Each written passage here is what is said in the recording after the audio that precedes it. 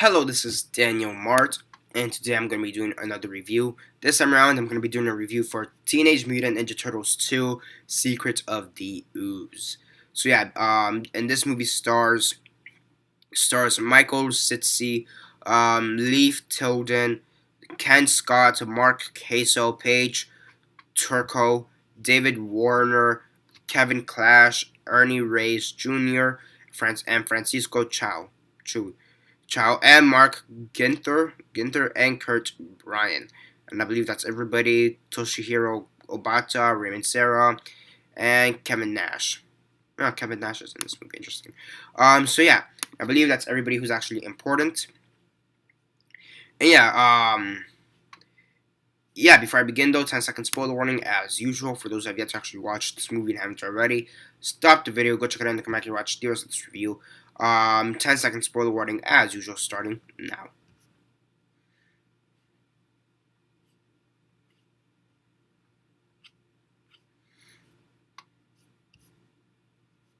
Okay, so 10 seconds are up. So for those who have yet to actually watch the movie and haven't already, please don't comment down below or be messaging me. That never give a fair warning because as usual, I did. So yeah, as usual, quick synopsis, likes and dislikes, and then the rate. So basically, Secret of the Ooze, you have in this movie, Secret of the Ooze. They're trying to figure out the origins of the Ninja Turtles. They figure out that there's this company, um, who produced the TCLR Ooze, and basically that's the thing that mutated them into from baby turtles to mutant turtles, mutant Ninja Turtles. So yeah, and they're trying to figure out their origins. And they basically want to know how this is, and given the fact that they now can figure out how they were made and what's in the ooze and whatever, they want to test it, see if there's a possibility they could somehow not exactly turn themselves back to normal, but there's a possibility to mutate other stuff. At the same time, Splinter, who's not dead, coming off the previous movie, who's not dead, he comes back and he also wants the ooze. So he takes the ooze and makes Toka and Gozar, right? To, Toka and Razar.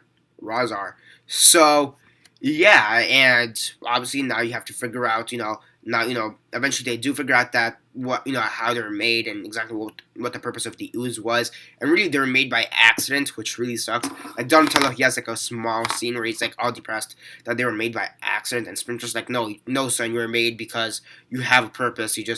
And you'll find your purpose or whatever. So yeah, now compared to the first movie, this one's way lighter in tone. The first one was way darker, and this one's way lighter. And even you could see right after fighting style, one of the major issues with this movie is the fact that they don't really use their weapons, and that's true. That's really noticeable. They really do not use their weapons. Aside from Michelangelo, he doesn't really use his nunchucks, but he like uses other stuff or like other gadgets. But aside from that, he really doesn't use any. And none of them use their weapons actually. So. Yeah, stuff with the foot, that was actually pretty cool. I really liked that. They had this one kid who they used to infiltrate the foot.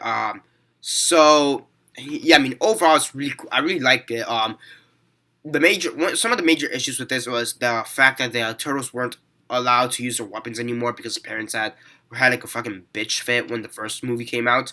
I don't get it, to be honest, but then again, that was like from 25 years ago at this point. So who knows?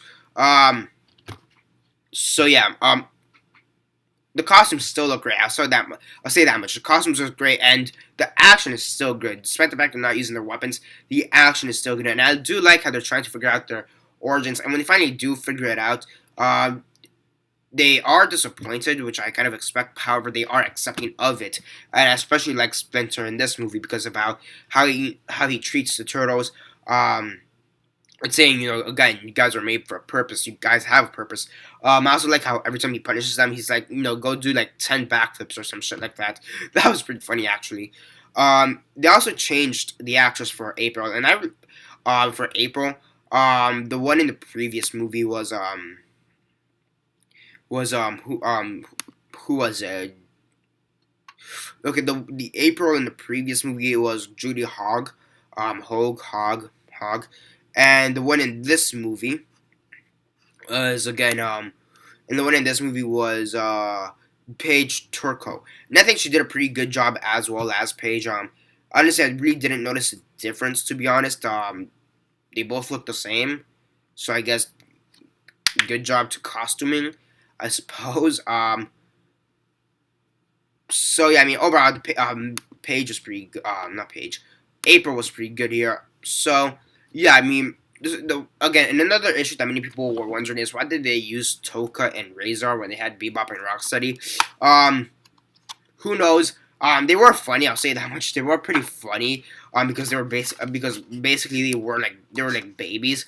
Originally. So now the fact that they're just there, and sure, it's like we should kill them. When he figures out they're just babies, he's like we should kill them. And then when he realizes that they're actually of some use, he's like, never mind. So that was pretty funny. But the fact that they didn't use Bebop and Rocksteady, was that a loss? Who knows? Maybe, maybe not. Just be happy we're gonna get them this summer. So yeah, I mean overall it is a pretty good movie compared to the first one. It's not as good as the first one, but it's still a pretty good movie as a whole. So I did enjoy it for that. And obviously I loved Ninja Turtles. I fucking love. It's one of my favorite TV shows. The original 1980s animated TV show is one of my favorite TV shows of all time. Probably second to The Walking Dead. So yeah, I mean overall, I really enjoyed this movie, and yeah, despite it not being as good as the first one, and obviously the general issues, why use Toka and Razor instead of Bebop and Rocksteady? They just let them use their swords and sais and katanas and nunchucks and bows. Let them use their actual weapons. That was all cool. The stuff with Vanilla Ice, that was pretty funny. The Go Turtle Go song, that was a pretty funny scene. It was kind of stupid but funny at the same time. So there is that. Yeah, I do. However, I did think though that, and I haven't seen the third one yet, but I did think that the scientist they introduced in this, I felt like they were trying to set him up as like a Baxter Stockman type of character at first, because of the way he is.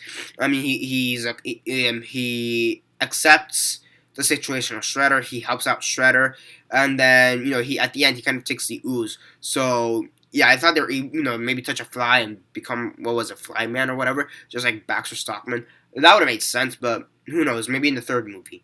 So yeah, on a scale of 1 to 10, 1 being the worst, 10 being the best, and 6 being decent, I'll give it a 7 out of 10. Still a fun movie. I still like it. Not as good as the first one, but still a fun movie. And yeah, that's basically it for now. Subscribe, comment down below, like the video, share on Facebook, Twitter, MySpace, or whatever you prefer. And that's basically it for now. This is Daniel Mart signing off.